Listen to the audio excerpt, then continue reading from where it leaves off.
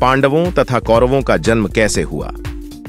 नमस्कार दोस्तों, जय श्री कृष्ण, राधे राधे। स्वागत है आपका हमारे इस हर इंसान अकेला है 923 यूट्यूब चैनल पर। एक बार राजा पांडु अपनी दोनों पत्नियों कुंती तथा माद्री के साथ एक दिन शिकार करने के लिए वन में गए। वहां उन्हें एक मृग का जोड़ा सहवास करते हुए दिखा। पांडु ने तत्काल अपने बाण से उस मृग को घायल कर दिया। मरते हुए मृग ने पांडु को श्राप दिया, राजन, तुम्हारे जैसा क्रूर पुरुष इस संसार में दूसरा और कोई भी नहीं होगा। तूने मुझे मैथुन के समय बाण मारा है, अतः जब कभी भी तू किसी भी स्त्री से सहवास करने की चेष्टा करेगा तो तेरी मृत्यु हो जाएगी। इस श्राप से पांडु अत्यंत दुखी हुए और अपनी रानियों से बोले, हे देवियों, अब मैं अपनी समस्त वासनाओं का त्याग करके इस वन में ही रहूंगा। तुम लोग हस्तिनापुर लौट जाओ। उनके वचनों को सुनकर दोनों रानियों ने दुखी होकर कहा, नाथ, हम आपके बिना एक क्षण भी जीवित नहीं रह सकती। आप हमें भी वन में अपने साथ रखने की कृपा कीजिए। पांडु ने उनके अनुरोध को स्वीकार करके उन्हें वन में अपने साथ रहने की अनुमति दे दी। इसी दौरान राजा पांडु ने अमावस्या के दिन बड़े बड़े आर्ष मुनियों को ब्रह्मा जी के दर्शनों के लिए जाते हुए देखा। उन्होंने उन ऋषि मुनियों से स्वयं को साथ ले जाने का आग्रह किया। उनके इस आग्रह पर ऋषि मुनियों ने कहा, राजन, कोई भी निःसंतान पुरुष ब्रह्मलोक जाने का अधिकारी नहीं हो सकता, अतः हम आपको अपने साथ ले जाने में असमर्थ हैं।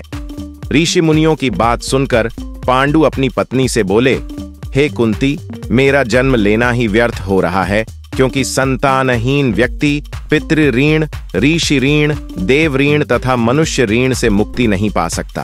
क्या तुम पुत्र प्राप्ति के लिए मेरी सहायता कर सकती हो? तब कुंती बोली, हे आर्यपुत्र, दुर्वासा राशि ने मुझे ऐसा मंत्र प्रदान किया है जिससे मैं किसी भी देवता का आह्वान करके मनोवांछित वस्तु प्राप्त कर सकती हूं। आप आज्ञा करें, मैं किस देवता को बुलाऊं? इस पर पांडु ने धर्म को आमंत्रित करने का आदेश दिया। धर्म ने कुंती को पुत्र प्रदान किया, जिसका नाम युधिष्ठिर रखा गया।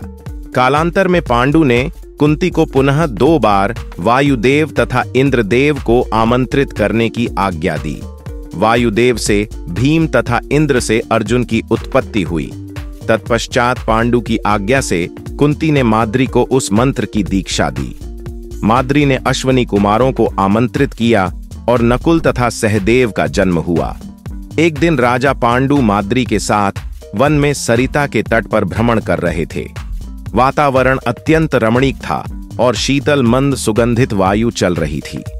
सहसा वायु के झोंके से माद्री का वस्त्र उड़ गया। इससे पांडु का मन चंचल हो उठा और वे मैथुन में प्रवृत्त हुए ही थे कि श्रापवश उनकी मृत्यु हो गई। माद्री उनके साथ सती हो गई, किंतु पुत्रों के पालन पोषण के लिए कुंती हस्तिनापुर लौट आई। इधर युधिष्ठिर के जन्म होने पर धृतराष्ट्र की पत्नी गांधारी के हृदय में भी पुत्रवती होने की लालसा जागी। गांधारी ने वेद व्यास जी से पुत्रवती होने का वरदान प्राप्त कर लिया। गर्भ धारण के पश्चात 2 वर्ष व्यतीत हो जाने पर भी जब पुत्र का जन्म नहीं हुआ तो निराश गांधारी ने अपने पेट में मुक्का मारकर अपना गर्भ गिरा दिया। योग बल से वेद व्यास जी ने इस घटना को तत्काल जान लिया।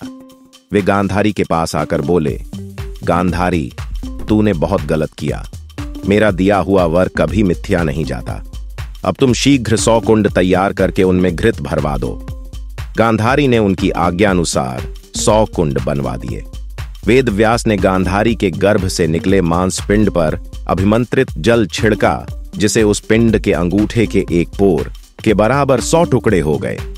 वेद व्यास ने उन टुकड़ों को गांधारी के बनवाए 100 कुंडों में रखवा दिया और उन कुंडों को 2 वर्ष नहीं खोलने का आदेश दे अपने आश्रम चले गए। 2 वर्ष बाद सबसे पहले कुंड से दुर्योधन की उत्पत्ति हुई।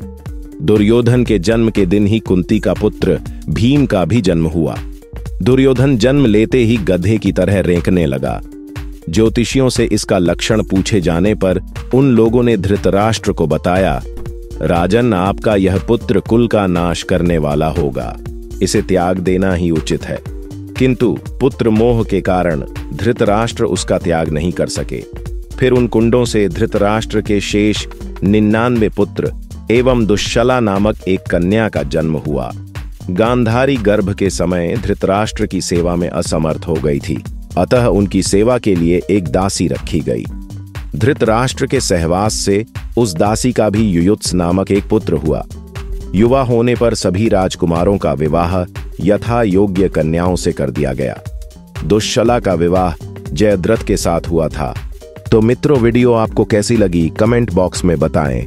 और मित्रों, अगर आप हमारे इस चैनल पर नए हैं तो कृपया चैनल को सब्सक्राइब जरूर करें और कमेंट बॉक्स में सच्ची श्रद्धा से जरूर लिखें। जय श्री कृष्णा। राधे राधे। वीडियो को अंत तक देखने के लिए धन्यवाद।